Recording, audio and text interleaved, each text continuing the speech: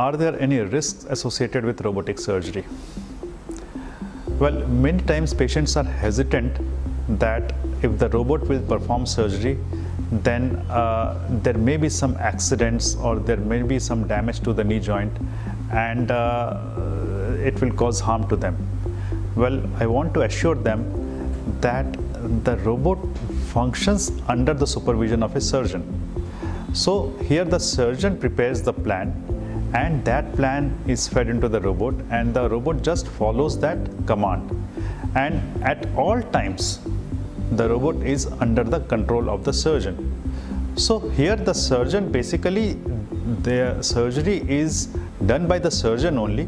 He has applied all his experience, all his wisdom, all his knowledge for this surgery. Only thing is that he is utilizing the services of the robot for accuracy of the surgery. Okay, so there is no risk associated with this robotic surgery. In fact, it is much more precise and accurate than manual surgery.